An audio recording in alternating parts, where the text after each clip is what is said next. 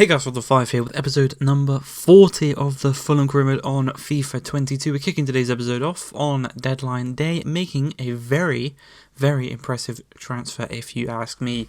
It is the signing of Nuno Mendes, obviously in-game, on loan at PSG. He's returned from that loan and he's back at Sporting, and we are going to take full advantage of that, offer them 40 odd million. Go into contract negotiation terms quick as you like on deadline day. Nothing is even affecting us here. He's relatively cheap for his rating and his age. His wages at Sporting are 12k. He requested 44 plus some bonuses. Easy, tick that off. Boom, you're signed. Just like that, you're in the first team. You're in ahead of Seekmas and in head of Robinson. Bish bash bosh, good as you like. That's simple. The next little bit of transfer business is going to be for Emmanuel Dennis, and it is a title rival of ours, second place. Liverpool and ourselves in first place. They are coming for our main striker. Now we want no less than 60 million for this guy. Obviously we signed him for a pretty good deal just last season from relegated Watford. But as you can see, Jurgen Klopp didn't want to accept, and we see out deadline day with two signings in Kulusevski and Nuno Mendes, and a huge sale of Ismaili Sarr to PSG. So overall, I think it's a very successful one, and we're going to continue now in the league and in the Europa League. Now, in the previous episode, I asked you whether we should leave at the end of this season after hopefully winning, should I say, the Premier League and the Europa League, and there was two comments, both of which said stay and compete in the Champions League. So that is exactly what we're going to do.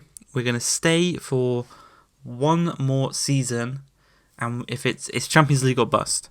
We're going to either stay and win the Champions League or stay and get knocked out of the Champions League and then leave as soon as we get knocked out of the Champions League. It's that simple. And then from there, I'm going to turn this into a bit of a glory hunter type save. If you're familiar with that, Dr. Benji on Football Manager. Basically, I think it's we're not going to win every competition in the top 5 leagues. We're going to try and win the league in the top 5 leagues, because I read a stat recently that Carlo Ancelotti is about to become the first manager to have won the La Liga, Liga 1, Bundesliga, Premier League, and Serie A. Not sure if that was a true thing or not, but he's won a couple of Champions Leagues along the way as well. So hopefully we should be able to do so. As we conceded an embarrassing goal there from the defence and the keeper. I was playing that more on Carvalho, not listening to the keeper, but it's 2-1 against Villa. They're near the bottom of the league. It's quite embarrassing considering this is the scoreline. But yeah, that is what we're going to do. We're going to play in the Champions League next season. If we get knocked out, we're going to leave and join a new club. Or if we win the whole thing, we're going to leave at the end of the season. So it's either win the Champions League or leave. Very simple. We look very likely to actually qualify for Champions League with 10 points clear of third place. Obviously ourselves and Liverpool in a bit of a title race right now, and thankfully results like this against Villa and nice little bits of play there from Izet Begovic and Carvalho running from deep to put the ball in the back of the net. That's just going to help us even more and more in this title race. The closer it gets, the more pressure on us. The youngsters, we've got a very young squad, you've got to remember. Liverpool have been there, done that, they've won the league. But we have not yet. Obviously, we won the championship relatively easy. We won it in April or something like that, or even maybe the end of March. Very dominant performance from ourselves, but I don't think the Premier League is going to be quite that easy. As we're coming into this one, you can see Sula is making his debut, recently signed for Manchester United, and just there, he's caught on his feet, on his toes, on his heels. What am I saying? Caught on his heels. As Riley Webber runs in behind, slots the ball past David De Gea, and Riley Webber does love a goal against Manchester United, doesn't he? And speaking of Riley Webber, the plan for me personally is to bring Riley Webber with me to every team we go to, so he can be, maybe the first player to win the top 5 leagues. I don't know if anyone's ever done that, but that's what the plan is going to be. Speaking of a man, he's won 3 of the top 5. He's won the Serie A, the Premier League, and the La Liga. Never been in Liga 1 or the Bundesliga. You'd have to think, how would he compete in those leagues? Not got a clue, but he does there, unfortunately, late on in that game. It could have been a very historic win at Old Trafford for ourselves, but Ronaldo ruins it and does make it 1-1 late in the game as a lovely run and a lovely looping header from Riley Webber does put us 1-0 to the good against Wolves in this one.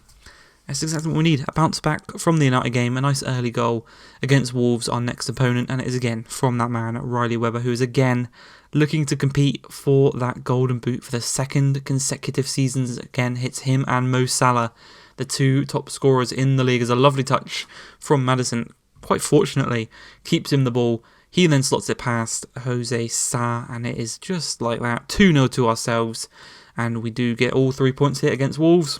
Late goal. You know, this title race is causing celebrations like this. You drop a point, drop point, even to a draw, it feels like a loss. Now, considering the race we are in with Liverpool, we've actually kind of... It's a difficult one because we do play I think we've played Liverpool twice this season already, so it's now completely up in the air. You know, we cannot dictate our own future by beating them. We just have to hope that other teams can do us a favour and we win every game we play. Well, a former Liverpool man there in Ryan Brewster does make it 1-0 to Sheffield United, and things are going to go from bad to worse here as Luke Freeman skips past Max Aarons, throws it into the middle, headed across to, again, the ex-Liverpool man, Ryan Brewster. And you can see I was about to rage quit there. Rage quit fucking career mode, man. But 2-0 is going to be the score here. And I was just talking about taking control of our own destiny. We go and lose 2-0, and it's not the result you want going into an away game in the Europa League. And 15 minutes into this one, Ike Ugbo plays the ball up to Dumbia. Dumbia throws to Bong. Oh, all these names are so difficult to say, but Dumbia finds Ocampo, and Ocampo finds the back of the net. We finally put Lafont back in goal, and he concedes 15 minutes into his return. There's a chance here to them to make it 2-0. Dumbia just flicking it around. We finally get it away to Williams, who finds Webber, eventually finding Dennis, and Roberts got a lot of space over on this right-hand side, just charging into it, running into it, forcing the man across to Emmanuel Dennis. He finds Riley Webber, who has 3 goals in 4 games in today's episode. It's what you want from your captain. It's what you want from your 89 rated star player in the team. He's close to getting 90 rated, which is really good. And he goes and scores 2 goals back to back very, very quickly, flipping the game on its head. And just like that, we are back in front. We have regained dominance. And we now just need to hold on. Obviously, away goals are no longer a thing in European football. So we just need to push on and hope for the best here. But 63 minutes into the game, a block unfortunately falls to the man.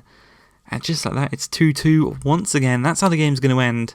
And we're going to have to wait and see how we fare in the next tie. And you didn't have to wait very long, because we return to Craven Cottage to take on Genk in the final game of today's episode. And we need a result. We need at least 1 goal advantage at the end of the game. Basically, we need to win. We need to win. A draw is not good enough. A loss, we're out. A draw, we go to extra time, potentially penalties.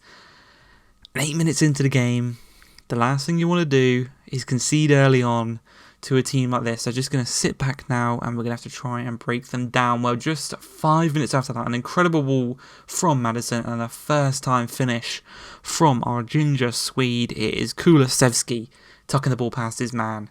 And bish bash bosh, we're back on level terms, and now we need to take advantage of that. And half an hour in, we're going to look to do exactly that as Max Aarons finds Kulusevski, turns, finds Maddison, and Maddison finds the back of the net. The reverse of the first goal. Maddison assisting Kulusevski, Kulusevski assisting Maddison. It's what you want in your Premier League attacks. But just after we go 2-1 up, we are going to go back on level terms to 2-2. Genk, they are a thorn on our side. We cannot beat them. The Belgian team, they're making us work for this next round game. It's just difficult. You know, we are struggling right now. Maybe it's the high fixture rate, the lack of stamina. Don't know what it is, but we are struggling right now. But the man here, Kulusevski, threw on goal single-handedly, I would say, in this game. Stood up and was counted. 2 goals, 1 assist, 3-2. and it now looks like we will be progressing through to the next round. A very, very valiant effort from Genk, but a little bit too little, too late for them, as we're going to see ourselves go through to the next round. That is going to be it for today's episode. Hope you guys have enjoyed. If you have, please like, subscribe, and peace.